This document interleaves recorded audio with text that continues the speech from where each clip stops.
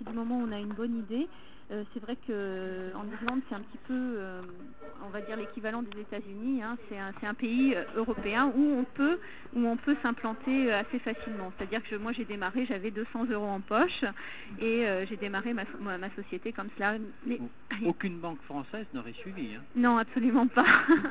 C'est-à-dire que j'avais en parallèle effectué des démarches en France pour créer une société en France également. Et en fait, j'avoue que c'était en termes de papier et de démarches administratives tellement plus simple en Irlande que finalement j'ai opté pour créer quelque chose en Irlande, oui. Et les Irlandais sont tout à fait ouverts, eux, à l'implantation d'étrangers comme ça, qui viennent créer des entreprises.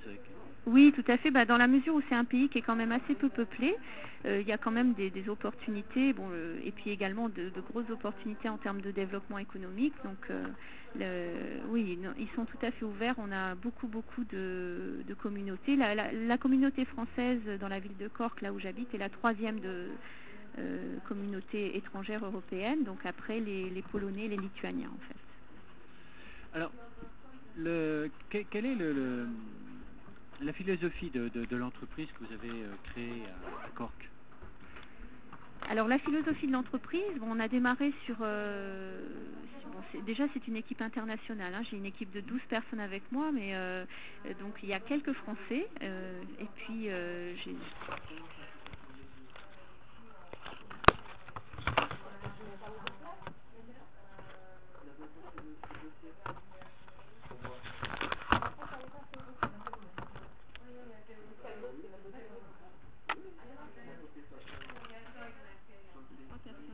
J'ai 2 personnes irlandaises, un américain et assez régulièrement des personnes qui viennent d'autres pays européens. Donc en fait c'est une équipe internationale. Donc c'est vrai que l'idée initiale c'était vraiment d'accompagner les jeunes vers une démarche à l'international et notamment des Français. On reçoit à peu près 800 jeunes français par an et d'autres nationalités également, mais essentiellement des Français puisque mon réseau part de France initialement.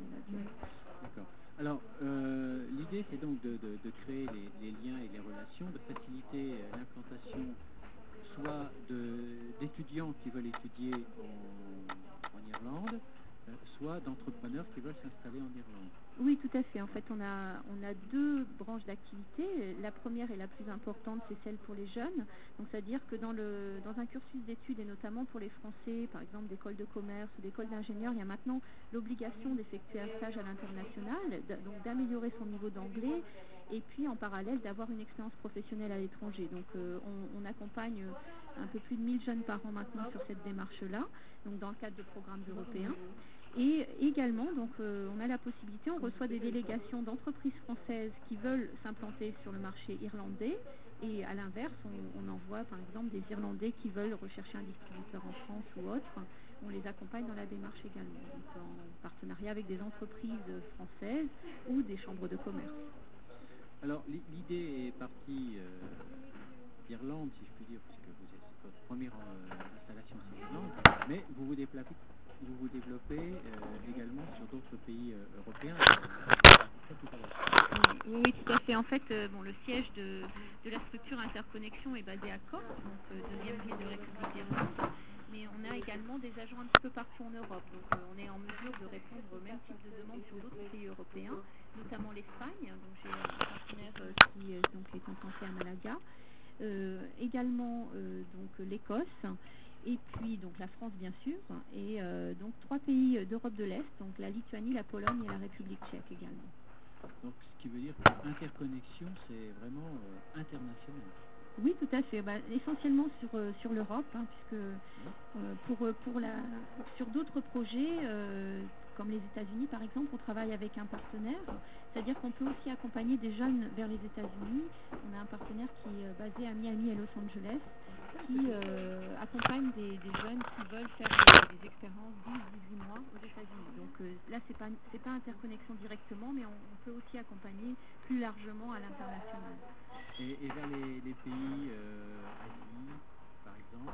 Alors pour le moment, je travaille peu avec l'Asie, c'est-à-dire que je suis en négociation depuis maintenant 2 ans, parce qu'il faut savoir qu'avec les pays d'Asie, ça prend très longtemps au niveau des négociations.